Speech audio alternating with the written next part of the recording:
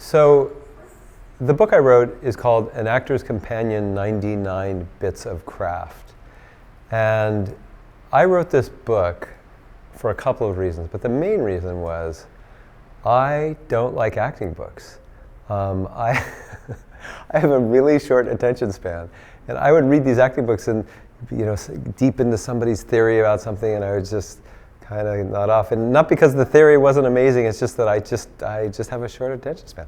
And I thought, that there doesn't seem to be books that are formatted differently. And then I came across a book called About Acting by Peter Barkworth that was a book written, it's out of print now, but it was short little chapters, about like this long, with all these various tips and practical things that you can do on the job. And I just loved the book. I didn't always agree with the sort of ideology or the approach that the tips were taking. Some of them made a lot of sense to me and I loved, but just the format, thank you, I could just read this really fast and all that stuff. So I was on a theater job with nothing to do on the road, and I thought, I've been teaching this stuff for a long time. It might be a really good idea to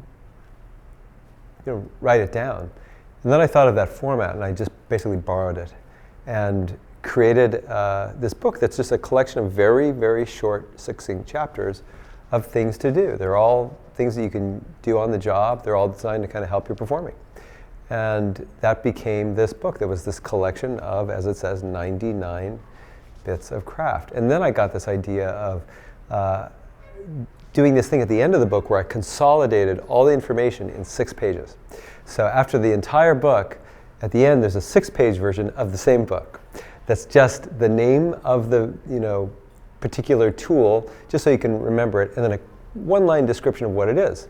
And it's like 6 pages long, and you can use it as a reference point. And in my mind, and this is the way it turns out that people use it, you could be on the job and you're encountering an issue and you go, what can I do about that? And you can kind of go flip through these 6 pages and go, oh yeah, that one, that's good. And if you forget it and want to read more about it, you can turn back to the chapter and read more about that. And that's how the book is structured. And so a lot of times people ask, is there a particular methodology that the book covers, an approach to acting? And there actually really isn't. There's a common thread between all these tools, however. They're all things that are designed for use on the job. And they're all designed to be practical and simple, so that they're not these complicated theoretical things. They're also designed to foster spontaneity, so that your performing gets less set or planned and actually just gets more free, and it feels just more like something that's really happening.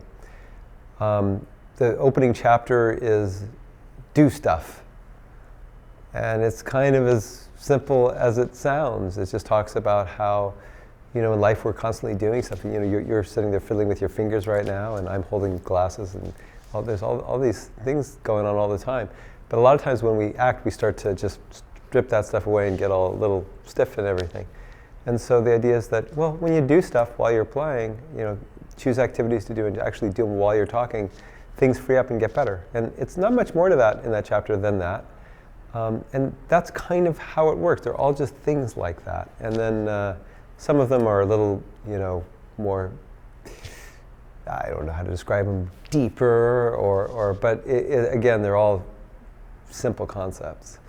And I just structured the whole thing so that somebody like me could enjoy it. Because I figure if it gets too dense, I'm like beginning to nod off. I didn't want that to happen.